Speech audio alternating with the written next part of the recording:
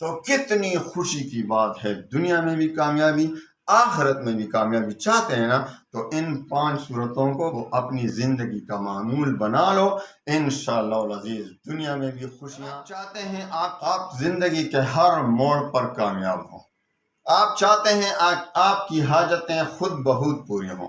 یعنی دیکھو، ہم سے زیادہ اللہ کو معلوم ہے ہماری حاجات کیا ہیں، ہم سے زیادہ اللہ کو معلوم ہے ہمارے لیے دنیا کی ضروریات کون سی ہیں، آخرت کی ضروریات کون سی ہیں۔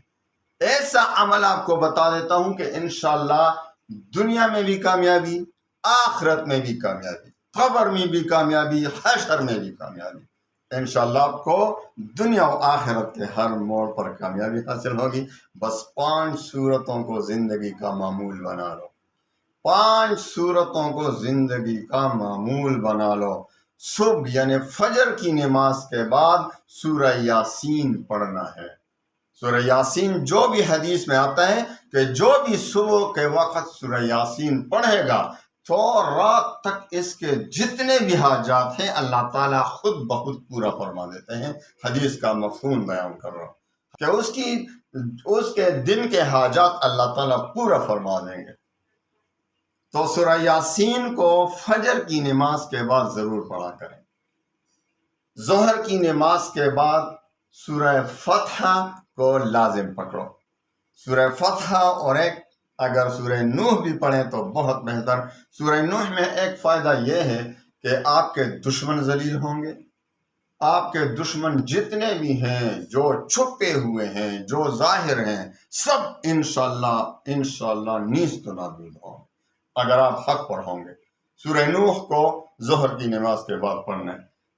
اصل میں سورہ فتح کو بتا رہا ہوں، لیکن سورہ نوح کو بھی اگر پڑھیں گے تو بہت بہتر۔ سورہ نوح آپ کے جو وہم آتے ہیں، بہت سے لوگ وہمی ہو جاتے ہیں، ان کو وہم ہو دیوار کے ساتھ لگ گیا، یار میرے کپڑے تو ناپاک ہو گئے، یار یہ کتا ادھر سے گزر گیا، وہ میرے کپڑوں کے ساتھ کہیں لگا نہ ہو، یار میرے کپڑے تو ناپاک ہو گئے۔ تو یہ بہت سے وہم میں، ہموم میں مبتلا ہو جاتے ہیں بہت سے لوگ۔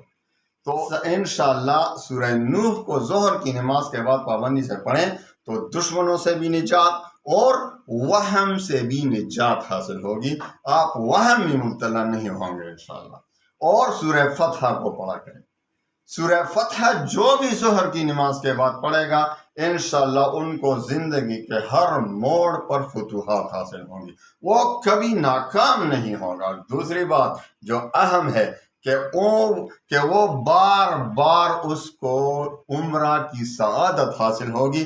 اگر حج پر نہیں گیا ہے تو انشاءاللہ حج بھی نصیب ہوگی۔ سورہ فتح ضرور پڑھا کریں ظہر کی نماز کے بعد۔ اور عصر کی نماز کے بعد سورہ نبأ یعنی 30ویں پارے کی شروع میں جو سورت آ رہی ہے، عَمَّ يَتَسَاءَلُونَ عَنِ النَّبَإِ الْعَظِيمِ، یہ پورا سورت عصر کی نماز کے بعد پڑھا کریں۔ اور مغرب کی نماز کے بعد سورہ واقعہ پڑھا کریں تو انشاءاللہ کبھی فقر و فاقہ نہیں آئے گا۔ حدیث میں آتا ہے کہ جو بھی سورہ واقعہ رات کو پڑھے گا اس پر کبھی بھی فقر و فاقہ نہیں آئے گا۔ آج ہم پریشان ہیں اور یہ حدیث میں جو علاج بتایا گیا ہے ان سے غافل ہیں ہم، اگر کرتے بھی ہیں تو صحیح یقین، ہمارا یقین کمزور ہے۔ تو مغرب کی نماز کے بعد سورہ واقعہ کو اپنی زندگی کا معمول بنا لو، کبھی بھی آپ پر فقر و فاقہ نہیں آئے گا۔ اگر آپ پر ابھی فقر و فاقہ ہے، قرضوں میں گرے ہوئے ہیں، آپ پنس گئے ہیں، سارے قرضے انشاءاللہ اتر جائیں گے بہت جلد، آپ کو مال و دولت کی ٹینشن ختم ہو جائے گی انشاءاللہ۔ اور عشاء کی نماز کے بعد سورۃ الملک، تبارک الذی بیدہ الملک وہو علی کل شیء قدیر، پوری سورت یہ جو ہے عشاء کی نماز پڑھنا ہے کے بعد پڑھنا ہے۔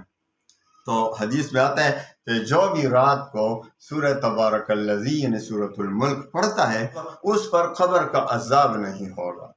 تو کتنی خوشی کی بات ہے، دنیا میں بھی کامیابی، آخرت میں بھی کامیابی چاہتے ہیں نا، تو ان 5 صورتوں کو بلکہ سورہ نوح کے ساتھ ملا کر 6 صورتوں کو اپنی زندگی کا معمول بنا لو، انشاءاللہ العزیز دنیا میں بھی خوشیاں، قبر میں بھی خوشیاں، حشر میں بھی خوشیاں، اور انشاءاللہ العزیز اللہ تعالی ہم سب کو دنیا و آخرت کی خوشیاں نصیب فرمائے گا۔ وآخر دعوانا ان الحمد للہ۔